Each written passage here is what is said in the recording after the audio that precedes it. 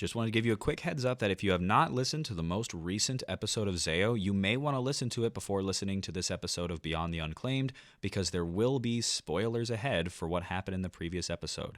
If you choose to keep listening, don't be upset if you get something spoiled. And with that out of the way, let's get right into it.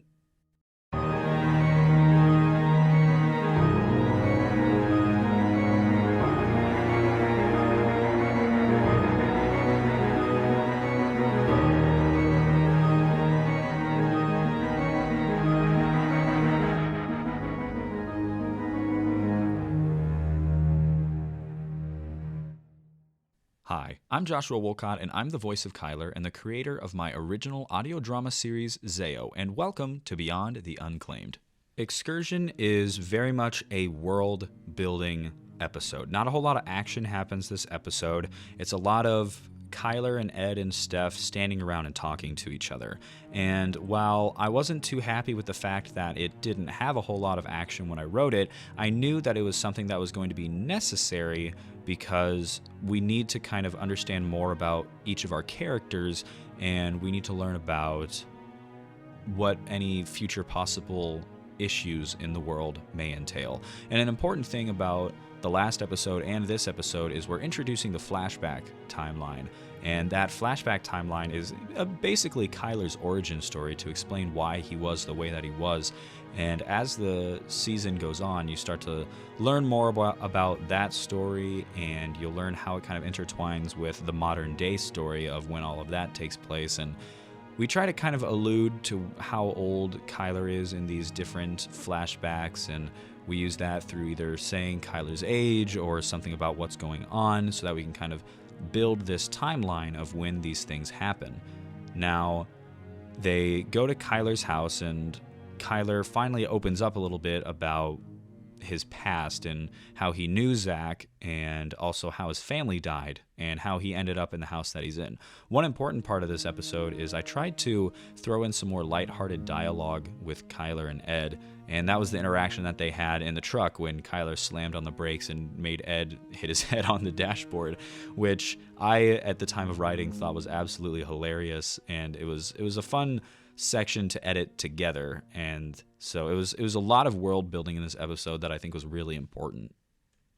So what is silencing? Silencing is explained in the prologue, but in case you don't remember or you didn't listen to the prologue, silencing is essentially a term used in the world of Z.E.O, which, if you want to put it really, really simply, it's stabbing someone in the head so that they don't come back as a zombie. Because I took some inspiration from The Walking Dead, which is one of my favorite TV shows, when I was making this series, and in The Walking Dead, it is similar to how I decided to make it in Z.E.O, where no matter how you die, you will come back as a zombie if your brain is not destroyed. So, with this now policy-ridden world around the undead in Z.E.O, only a few people are allowed to actually do any silencing, and that is only doctors and Z.E.Os.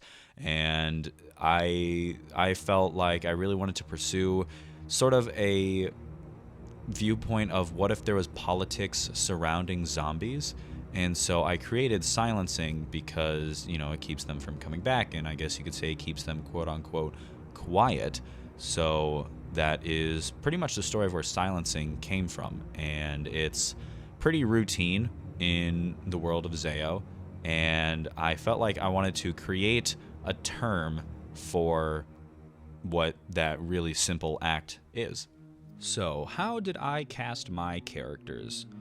There was a pretty good amount of thought that went into each character that I casted. And one thing that I tried to do with every character that I cast throughout the series is I kind of have a vague idea of maybe who I want to cast, and then I start writing out that character, and then after I kind of establish who that person is, I approach that person and say, hey, I'm making this audio series, and I have this character that I think would fit you.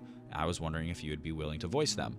And if they say yes, then I continue writing the character the way that I was, and if not, I might tweak the character a little bit or just ask someone else if they want to take that character. So once I have the character casted, I make sure while writing the character that I allow the actor's personality to kind of be woven into that character, And so part of the mindset that I had while writing the series was, if I took this person that I know in real life and I put them in a zombie apocalypse, what do I think they would be like?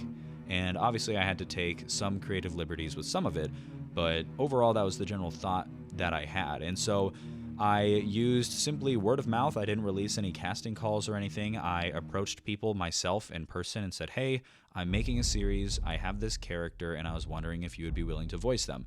And I got a lot of no's. I asked a lot of people, and a lot of people were not interested.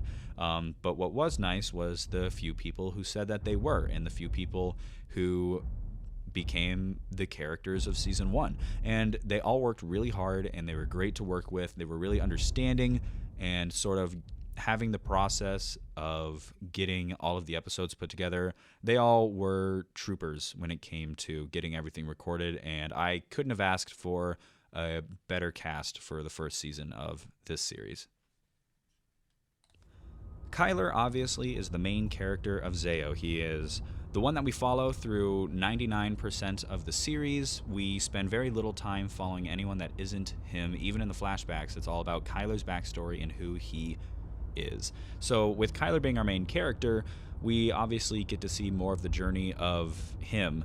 And in the prologue, we actually get to hear a lot more of his thoughts. And hearing some of his inner thoughts in that prologue episode kind of sets up his personality in the future of the series. So the way he affects the plot and story is he is the one who advances it. He's basically, when it comes to a post-apocalyptic United States, he's almost superhuman in a way because of how rigorously he trains for it. And that was kind of mainly a narrative decision by me. And whether it was a good narrative decision or not, I'm still kind of wrestling with, because there are some times where I feel like maybe Kyler is a little too strong, but obviously we can't go back and change that now.